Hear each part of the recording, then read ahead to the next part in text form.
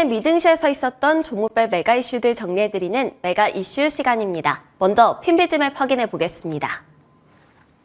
간밤 뉴욕 증시는 국채 수익률 상승으로 새해 들어서 이틀째 약세를 이어오고 있습니다. 기술, 임의소비재, 부동산, 산업 섹터 등이 하락을 주도했고요. 반면 에너지는 상승했는데요. 기술주들의 하락세가 좀처럼 나아지지 않고 있습니다. 어제 급락하면서 시장을 뒤흔들어 놨던 대장주인 애플이 간밤에도 하락 마감을 했고요. 금리에 민감하게 반응하는 성장주들이 전체적으로 타격을 받는 모습이었습니다. 엔비디아, 브로드컴, AMD 등 반도체주들도 또다시 일제히 하락을 했습니다. 테슬라는 4거래일 연속 하락세를 이어오고 있습니다. 다른 자동차 관련주들도 마찬가지였는데요. 한편 알파벳은 빅테크주들의 약진 속에서도 소폭 상승 흐름을 나타냈습니다. 이라이릴리, 머크 등 종목들이 강하게 오르면서 헬스케어 섹터는 나름 선방하는 모습이었고요. 국제유가가 3% 넘게 크게 오르면서 에너지주들이 초록불을 켜면서 올랐습니다. 이번에는 종목별로 이슈들 짚어보도록 하겠습니다. 먼저 애플 소식부터 보겠습니다. 주가 하락세가 지속이 되고 있습니다. 그런데 골드만삭스에서는 여전히 매수 의견을 내놓고 있다라는 소식입니다. 새해 첫날 애플 주가가 급락을 했습니다. 원인은 바클레이즈가 투자 의견을 하향했다는 점이었고요. 이 때문에 애플 주가도 그리고 증시도 흔들어 버렸었죠. 그러고 나서 성장 없는 주가 상승에는 한계가 있다라면서 여러 가지 매도와 보유 의견들이 나오고 있는 상황이기도 합니다. 심지어는 신제품인 비전 프로마저도 새로운 수익을 크게 가져오지 못할 것으로 예상이 되고 있는데요. 이 때문에 여전히 애플 주가는 회복세를 보이지 못하고 있고요. 간밤에도 또다시 하락세를 나타냈습니다. 그런데도 골드만삭스에서는 여전히 매수 의견을 고집하고 있다고 합니다. PC 수요가 회복됨에 따라서 이득을 얻게 될 것이다 라고 평가를 한 건데요. 최근 AI 열풍으로 시총 1위 자리가 마이크로소프트에 의해서 위협받고 있는 이 애플.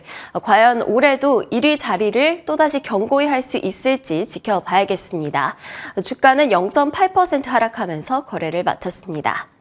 한편 골드만에서 애플뿐만 아니라 국내 투자자분들께서 많은 관심을 가지고 계시는 대장주들에 대해서 투자 의견을 내서 한번 가져와 봤습니다. 애플에 대해서는 앞서 언급을 드렸기 때문에 넘어가 보고요. 테슬라와 엔비디아 내용 한번 보겠습니다. 테슬라에 대해서는 중립 의견을 제시를 했는데요.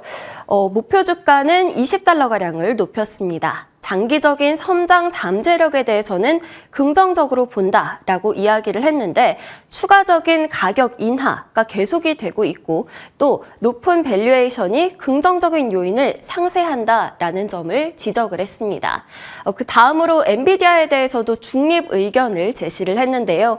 AI 열기가 과열됐다라는 인식이 투자자들에게 들 때는 주가가 취약할 수 있다라는 점을 지적을 했고요. 또 올해도 AI 투자가 이루어질지에 대해서는 회의적이다라는 입장을 취했습니다. 투자 의견들 다시 한번 살펴보시고요. 종목 이슈로 넘어가 보도록 하겠습니다. 다음 소식 확인해 보겠습니다. 인페이제 에너지인데요. 금리 민간주들이 타격을 받고 있습니다. 그래서 태양광주들이 급락세를 나타내고 있는 상황인데요. 이번에 노동시장 과열 해소가 재확인이 되면서 연준의 연착륙 행보가 성공할 것이다 라는 전망이 나오고 있습니다. 그렇지만 이 연착륙 신호는 증시에는 부정적인 영향을 줬는데요. 10년물 금리가 4%에 다가서자 금리에 민감히 반응하는 성장주들이 타격을 받았습니다. 특히 태양광주들이 타격을 많이 받았는데요. 인페이제 에너지가 6.9%가량 하락을 했고요. 솔라에지의 경우에는 5.5%가량 급락세를 나타냈습니다. 다음 소식도 보겠습니다. 찰스 슈왑입니다. 골드만삭스에서 투자 의견을 중립으로 하향하자 하락세를 나타냈습니다. 원래 투자 의견이었던 매수에서 중립으로 하향 조정을 했고요. 목표가는 $71로 유지를 했는데 현 주가 대비해서 6%가량 상승 여력이 있는 수준입니다. 금리 하락 전망이 찰스 슈왑의 수익에 압력을 가할 수 있다는 점이 투자 의견 하향의 이유였습니다. 주가는 2.6%가량 하락 마감했습니다. 다음 보겠습니다. 소파이 테크놀로지스인데요. KBW에서 투자 의견을 하향하자 급락세를 나타냈습니다.